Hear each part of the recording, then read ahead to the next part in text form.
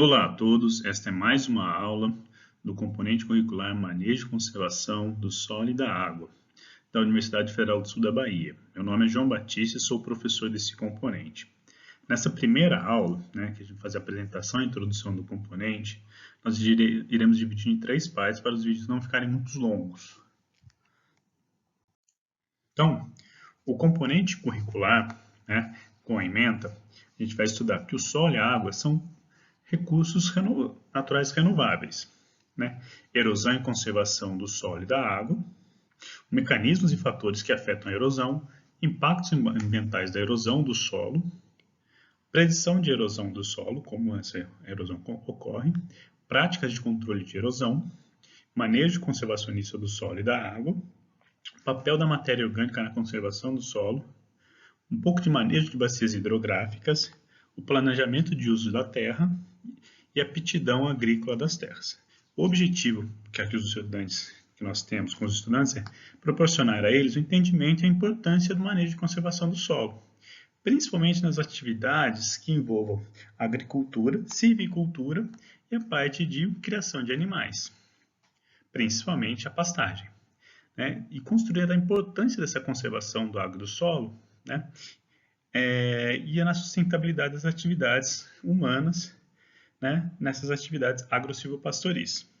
E a gente vai mostrar os impactos negativos também e as consequências do manejo inadequado do solo e da água.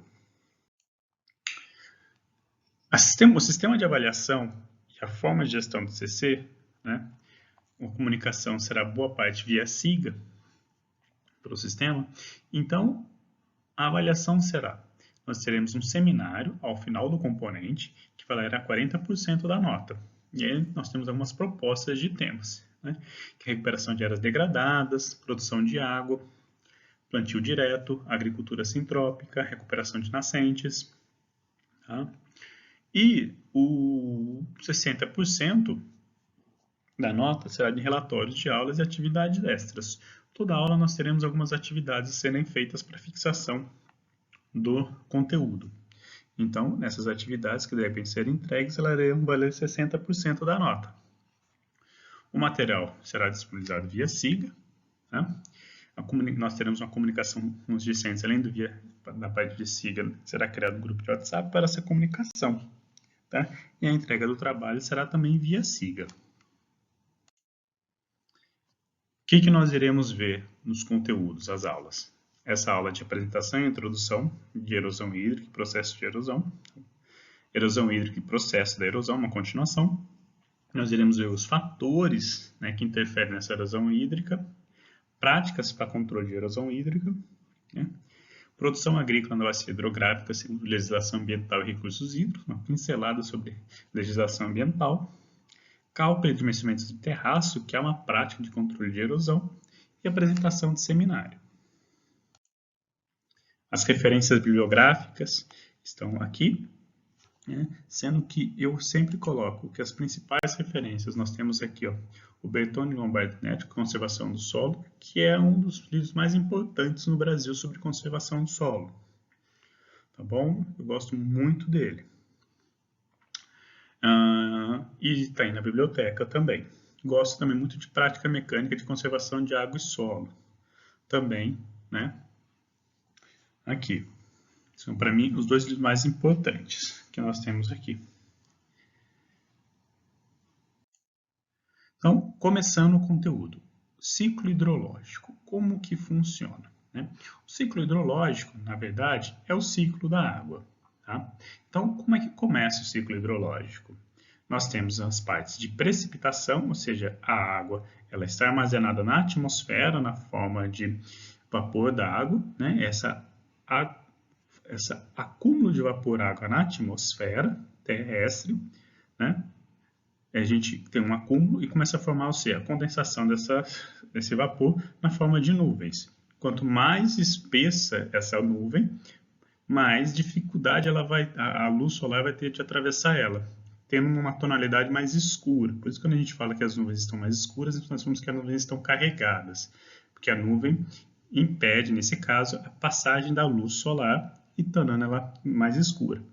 Tendo esse acúmulo, ou seja, a gotícula de água tendo um peso maior do que a sustentação dela no ar, ela vai acabar o quê? Precipitando. Por isso que nós chamamos de precipitação. Essa precipitação, ela ocorre aqui na forma de chuva, né? Uma das formas mais clássicas, né, de precipitação é a forma de chuva. Tá bom? Nós iremos falar também outros tipos de precipitação em outras aulas. A partir dessa precipitação que cai na superfície terrestre, nós temos uma parte do quê? De interceptação dessa precipitação. Principalmente essa interceptação dessa precipitação é formada por parte do quê? Pela vegetação. A vegetação ela impede que a gota de água que caia das nuvens que caem diretamente no solo, fazendo um impacto nisso, formando um processo que nós chamamos de selamento superficial. Essa interceptação, ela amortece esse impacto. Por isso que a vegetação é muito importante para a conservação de água e solo, porque ela diminui esse impacto da gota de água no solo, né?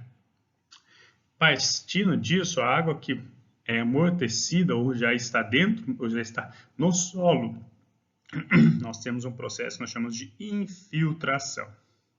Aqui. Essa infiltração, ela irá ocorrer, né, para passagem da superfície do solo para as camadas mais profundas do seu solo. Então, essa passagem nós chamamos de infiltração.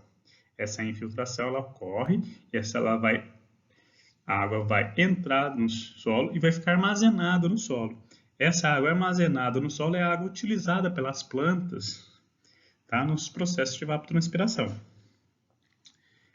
E depois que essa água, a partir desse momento que essa água infiltra no solo, ela vai fazer o quê? Ela vai adentrar e chegar aos nossos aquíferos ou os nossos lençóis freáticos. São dois processos diferentes. O aquífero é uma coisa mais profunda e o lençol freático um pouco mais raso. Esse lençol freático, tá, ou aquífero, ele vai alimentar, ou seja, vai ter um nós chamamos de escoamento, e ele vai partir até chegar ao nosso curso d'água. São eles que alimentam os rios e as nascentes.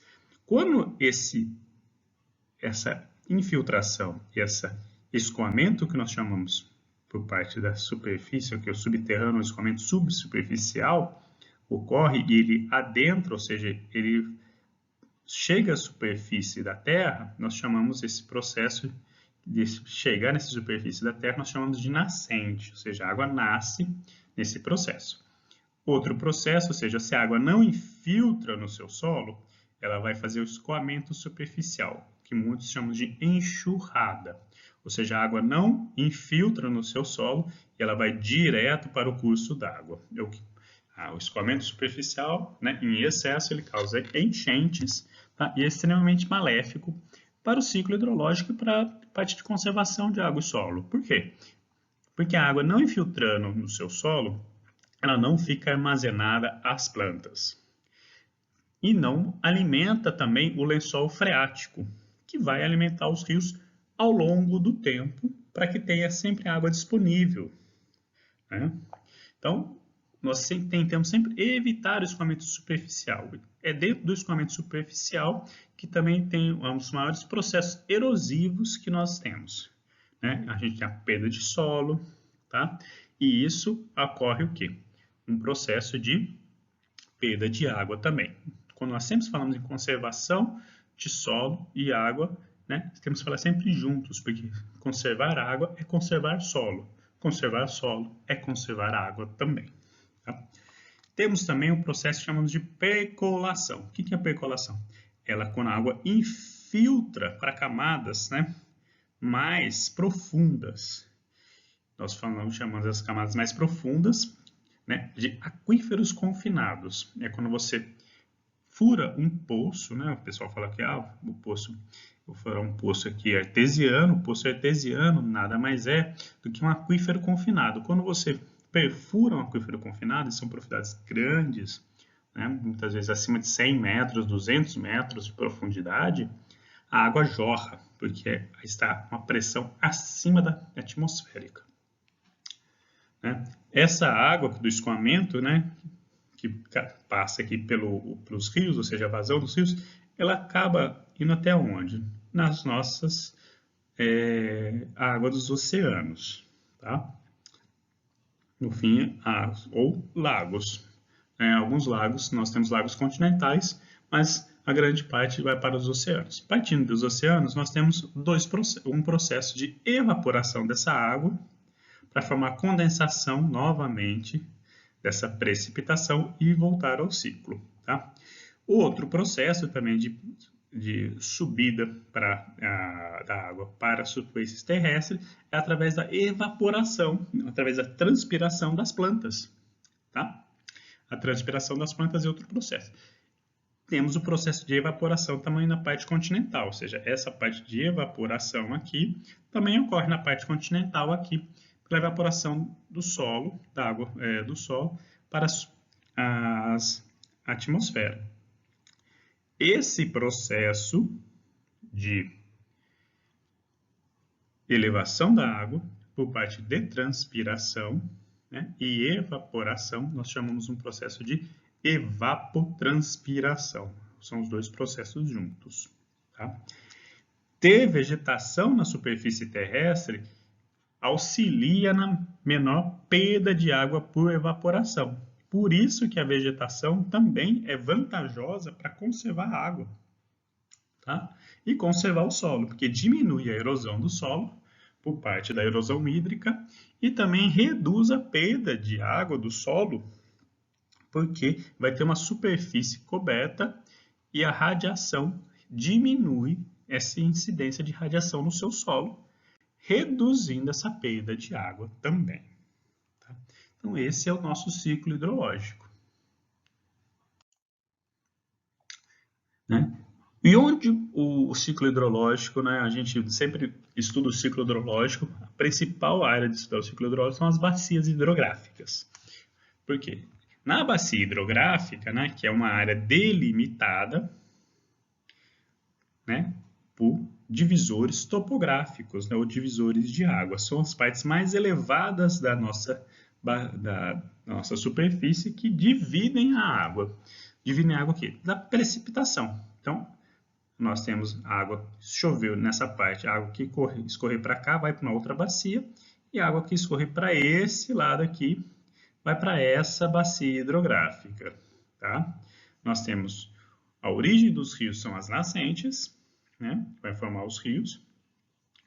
Os afluentes, né? Eles vão adentrando aqui, formando, ou seja, forma a nascente e vai entrando, forma um afluente, ele recebe a água de outros afluentes e vai descendo e vai encontrando sempre outros afluentes, formando um rio de um leito muito maior.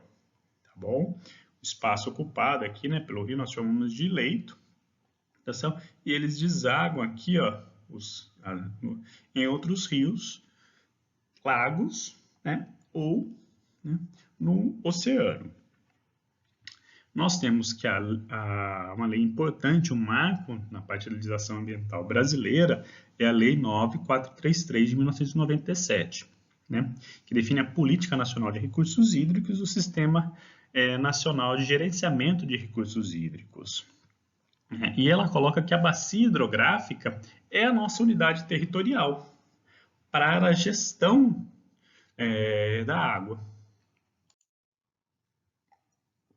Aqui nas nossas bacias hidrográficas, nós temos os divisores de água. Nós chamamos de divisores topográficos, esses aqui em cima, que nós enxergamos, né? E ele faz a divisão da precipitação. Aqui nós fazemos a nossa divisão da nossa bacia hidrográfica para os divisores topográficos, mas nós temos também o que chamamos de divisores, né, da parte subterrânea, ou seja, da água, né, que a gente fala da bacia, não mais hidrográfica, mas da bacia geológica, ou seja, a divisão da água ela pode ocorrer aqui pela precipitação, indo a água para esse lado e para esse lado.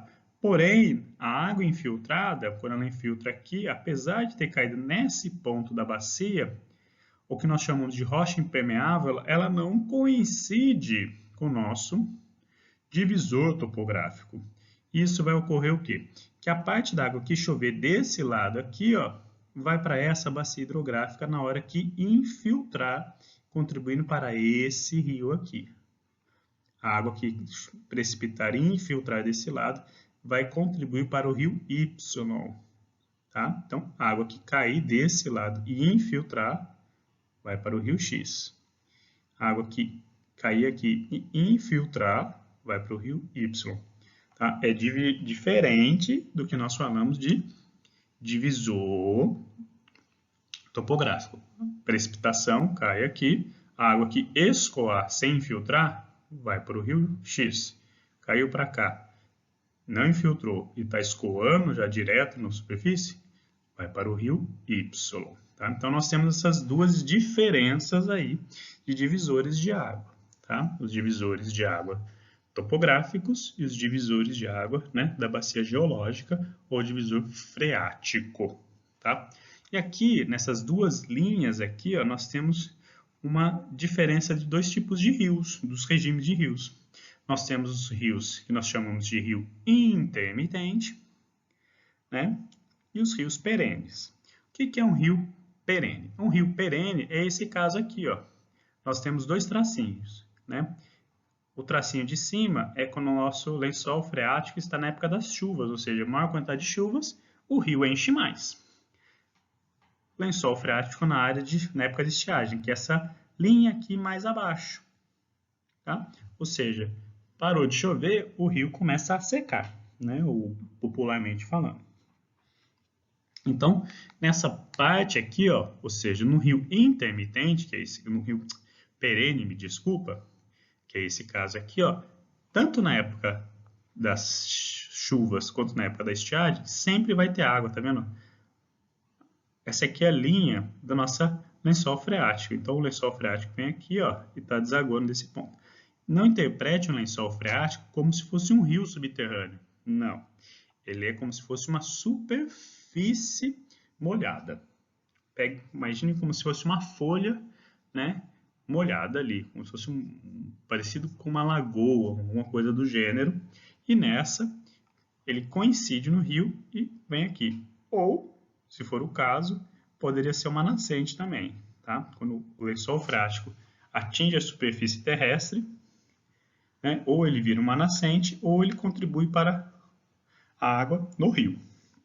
E aqui, na parte de baixo, nós temos o quê? Uma área quando o rio está na parte de seca, que é a parte da estiagem. E aqui, nesse caso, ó, esse rio aqui específico, ele só vai ter água na época de cheia, que nós chamamos de curso intermitente. Na época da estiagem, a linha do lençol freático, a superfície freática, vai estar abaixo do leito dele. Esse caso aqui. Nesse caso, não teremos água. É difícil entender isso, mas vou mostrar uma foto para vocês fixarem melhor, né? Então, reforçando aí, rios perenes, né, sempre escoam água, mesmo no período seco, pois o leito está abaixo da linha do lençol freático. Rios intermitentes escoam água somente na épocas chuvosas, pois o lençol freático, né, aumenta na época das chuvas e essa linha, né, do lençol freático fica abaixo do leito na época da seca. E rios efêmeros só existem água no período de chuva, tá? Ou seja, choveu, ele vai ter água, o rio efêmero. Não parou de chover, fica sem água nenhuma, pois o lençol freático está muito abaixo, né, do seu leito. Aqui nós temos duas fotos. Um rio intermitente, né? Esse aqui é um rio intermitente. Ele tem uma largura considerável, tá? Essa largura aqui é mais de 20 metros de largura de um ponto ao outro aqui. Esse rio é o rio Gurgueia, no Piauí, tá? E o interessante é o quê? Na época das chuvas, ele fica dessa forma aqui, ó, um rio largo, né, parecendo com muita água. Na época seca, que tem uma época seca muito bem definida, ou seja, lá se chove muito bem, do período de outubro a março. Se chove muito bem, um volume precipitado em torno de 1000 milímetros. Na época de seca, ou seja, em torno de abril a maio até setembro, chove muito pouco, chove menos de 100 milímetros. Então, assim, é um período muito seco, extremamente seco. Então, o rio fica desse jeito aqui. É o mesmo rio, essas duas fotos. Foram tiradas em cima de uma ponte, tá? Nesse período, época seca, ou seja, o lençol freático ele está correndo por baixo desse rio. Se você cavar aqui, você vai achar água. Então, pela legislação, né, nós temos duas diferenças: o que é água e o que é recurso hídrico. Tá? Água refere-se, em via de regra, a um elemento natural e ele é desvinculado de qualquer uso ou utilização. Por sua vez, recurso hídrico, tá? Ele é a consideração da água com um valor econômico e passível de utilização. Se ele é dotado de valor econômico, ele tem que ter qualidade e quantidade. Tá? Isso que é o que define a Lei 9433. Tá? E a água na terra não necessariamente é um recurso hídrico. Por quê? Ele não está apto ao uso e não tem a parte econômica, a viabilidade econômica de uso nem sempre existe. Tá? É o caso das águas dos oceanos. Muitas vezes nós não conseguimos ter viabilidade econômica para o uso dessa água. Tá? Então, e a escassez ela pode decorrer em forma de aspectos qualitativos, ou seja, quando nós não temos qualidade para o uso, tá? Definido por poluição, principalmente, ou salinidade também, pode ser o caso. E nós temos escassez também por quantidade, ou seja, não tem a quantidade ideal ou volume ideal para as atividades humanas. Né? E a água, apesar de a gente sempre estudar na escola que ela é um recurso renovável, mas nós temos que usar com muita cautela, porque ele é um recurso limitado, sim. Eu defino por que é um recurso delimitado. Grande parte das águas que nós temos no planeta Terra estão nos oceanos. Então, essa figura define muito bem o que nós temos de água no planeta. Né? Aqui, essa área verde aqui é toda a água do planeta Terra. 97% de toda a água no planeta Terra estão nos oceanos, ou seja, ela é salgada. 3% dessa água do planeta Terra ela é doce, ou seja, 97% é muita coisa, 3% não é tanto. Desses 3%, ou seja, de toda a água doce do planeta, né, que eu já jogo só aqui, esse gráfico de pizza aqui, é a água doce do planeta, tá bom? 77% da água doce do planeta, ela está congelada.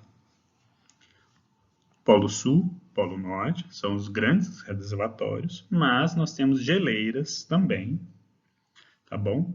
Em picos e áreas nevadas. Tá? Para o nosso ciclo hidrológico aqui no Brasil, a água congelada não é tão importante. Mas em outros países, ela passa a ser importante, porque o desgelo das áreas dessa água congelada faz parte da alimentação dos rios no ciclo hidrológico deles.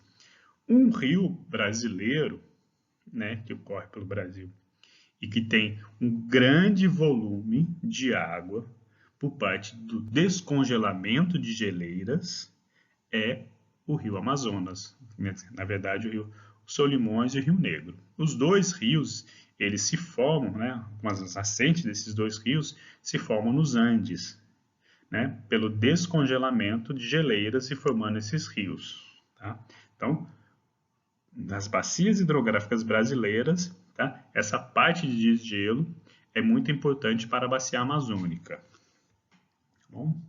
Desses 77, dos 100% aqui que nós temos da água doce, que é só esses 3% do total da água do planeta, tá? 77% está congelada, 22% da água é subterrânea. Está dentro do solo, aquíferos confinados, tá? disso daí. Grandes aquíferos confinados no planeta. Aquífero Cabeças, por exemplo, que está na região aqui nordeste, né, na região Piauí, noroeste da Bahia, Maranhão, Pernambuco, tá? Ele ocupa uma área grande lá. Tá? Outro aquífero muito grande, né, é o aquífero Guarani, localizado no oeste de São Paulo. Nós temos um aquífero muito grande lá, ou seja, 22% dessa água doce do planeta está na parte subterrânea, ou seja, não está tão apta ao uso. Né? E somente 1% dessa água doce estão em lagos, rios e riachos, ou seja, apta ao uso mais fácil, ou seja, a viabilidade econômica é melhor. Ou seja, dos 3% que existe de água doce no planeta, tá? Transformando isso em 100%, somente 1% está apto ao uso. Ou seja, nós temos muita água armazenada no planeta que não está tão apta ao uso. Por isso que nós precisamos cuidar muito bem dos nossos rios, lagos e riachos aí. Tá? Porque é pouca água em relação ao total de água que nós temos no planeta. E aqui nós temos a distribuição da água no Brasil, né? Com a diferença de população. O Brasil, apesar de ser muito documentado que nós temos uma abundância de água, é mentira. Por quê? Essa abundância de água não está correlata à distribuição da população no Brasil. Grande parte da nossa água está no norte e centro-oeste brasileiro. Tá? No norte, por conta da bacia amazônica, e no centro-oeste, por conta da bacia do Tocantins-Araguaia, né? E no Pantanal, que nós temos duas bacias de grande volume de água aqui. Então, a população no norte aqui, ou seja, nós temos 70% de dos recursos hídricos no Brasil estão no norte, com somente 7% da população brasileira. 16%, ou seja, uma grande quantidade de recursos hídricos, nós temos no centro-oeste, com somente 6% da população brasileira. Em compensação, no sudeste e no nordeste, né, que nós temos menos de 6% dos recursos hídricos, né, 6% no sudeste e 3% no nordeste, ou seja, uma quantidade de recursos hídricos baixa. Nós temos aqui 42% da população no sudeste e 30% no nordeste, ou seja, 70% da população brasileira, né, convive aqui com 9% dos recursos hídricos do Brasil. É muito pouco. Então, ela é muito mal distribuída no Brasil, né, a quantidade de água. E o consumo também, né, é muito mal gerido. Né, áreas de grande, vamos dizer, quanto maior o poder aquisitivo do habitante ou da população, maior vai ser o uso do consumo de água. Em Brasília, por exemplo, né, um habitante usa por dia 400 litros de água.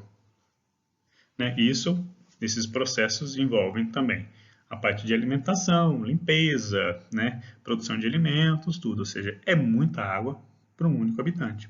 Enquanto áreas mais secas, né, o exemplo da parte do Nordeste, nas áreas do sertão nordestino, somente 10 litros por habitante, ou seja, é mal distribuída e esse consumo de água está diretamente relacionado ao poder aquisitivo da população. Tá? E o consumo de água por segmento, ou seja, por atividade antrópica, tá, no Brasil, isso também é quase no mundo. Tá? 70% aproximadamente de toda a água utilizada pelo ser humano vai para a irrigação, para a produção de alimento. Tá? E aqui vale uma ressalva. Essa água da irrigação, tá bom? A planta não utiliza toda essa água.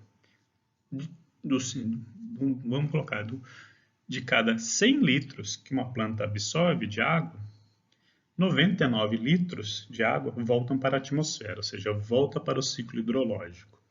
Então, quando a gente fala que para a produção de alimentos se gasta, para 1 quilo de carne, se gasta 1.000 litros de água, 2.000 litros de água, como eu já vi vários artigos falando assim, é uma falácia. Por quê?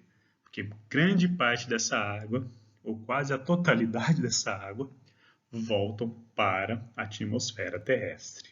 Tá? Então, a gente usa muito água para irrigação por conta do deslocamento da água de um local para o outro. Então, o impacto ambiental da irrigação é esse, é o deslocamento de água, uma captação de um local para o outro. Mas essa água volta para a atmosfera, tá bom? Na forma de evapotranspiração. E depois nós temos uma parte de uso urbano nas cidades, que define 11%, a dessedentação animal, em torno de 11%, das atividades industriais, né, são poucas, e algumas outras atividades rurais, principalmente agroindústrias.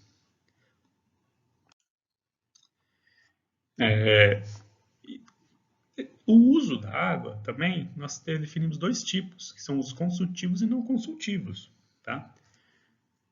Isso é definido por lei. O uso consultivo é quando o uso, a perda, né, no processo e tem derivação, né? E que é derivado e que ou também o que pode você despejar essa água no curso d'água. Então, quando você capta a água, por exemplo, a irrigação, é um uso consultivo. Quando você faz dessedentação de animais, é um uso consultivo. Quando você faz a captação da água da embasa por aqui, por exemplo, né, para a distribuição da água à população, é um uso consultivo. Tá? Então, todos esses tipos de uso são usos consultivos, porque você tem uma derivação, ou seja, você retira de algum local e despeja em outro. Tudo são usos consultivos. O despejo também, por exemplo, o tratamento de água, né? O tratamento de esgoto, vamos dizer assim, o tratamento de esgoto pela Embasa, na estação de tratamento de esgoto aqui de Teixeira de Freitas, esse despejo da água tratada no curso d'água, é também considerado um uso consultivo, porque ele está retornando ao manancial. Tá? Então, isso é um uso consultivo. Usos não consultivos, ou seja, você não ocorre derivação da água, não ocorre retirada nem retomar a água ao manancial. Por exemplo, geração de energia elétrica não é considerado um uso consultivo, apesar de que muitos estudos ou algumas pessoas consideram como uso consultivo porque você faz uma barragem de água, aumentando a evapotranspiração desse local, aumentando a perda de água. Né? Mas por lei não é uso consultivo. Tá bom? A navegação também é um uso não consultivo. Recreação, né? Também não é um uso não consultivo de água. Recreação se define aqui como nadar, barco, esportes aquáticos. Por fim, aqui, para essa primeira parte, a gente fala um pouquinho de outorga de uso da água. Quando o uso é consultivo, ou seja, você precisa fazer a derivação dessa água de um manancial, né, por lei você tem que pedir a outorga de uso da água. O que é a outorga de uso da água? Né? Como a água é um recurso limitado e tem valor econômico, né, aí usos não consultivos também precisam de outorga. Desculpa. Você tem que pedir uma autorização. A outorga, na verdade, é uma autorização ao órgão, né, ambiental vigente. E aí nós temos dois tipos, né? O curso d'água ou a bacia que você está, o curso d'água se é de uso federal ou estadual. Um rio que passa por dois estados é um rio que nós chamamos de rio federal. Um rio somente dentro do estado é um rio estadual, tá? E aí, no caso da Bahia, né, você pede a outorga para o INEMA. Se for um rio federal, nós pedimos outorga para a Agência Nacional de Águas. Né? E aí vai dependendo do estado que você encontra. Então, ele vai ser relacionado à vazão que você vai utilizar, ou seja, a quantidade de volume de água por tempo, que é a vazão, que você vai precisar. Em algumas bacias hidrográficas, né, onde existe um comitê de bacias hidrográficas já organizado, tá, com um plano de bacias já implementado, essa outorga de uso, ou seja, essa licença de uso, é cobrada. E ela volta, isso é muito interessante, esse recurso volta para aplicação dentro da bacia hidrográfica, principalmente para projetos de conservação de água e solo dentro da sua bacia, para que possa produzir mais água. Nós teremos uma aula para falar sobre isso, para produção de águas. Tá bom? Então, e aí, finalizando, só reforçando, que 70% das vazões, né, 70% do uso da água, né, de consumo em outorgas no Brasil, é para irrigação. Tá? Então, a irrigação é o grande consumidor de outorgas no Brasil, junto com, tá, a parte das empresas que fazem a captação, tratamento da água e distribuição para a população, como, por exemplo, a Embasa. Tá? Então, a gente finaliza essa primeira parte da aula.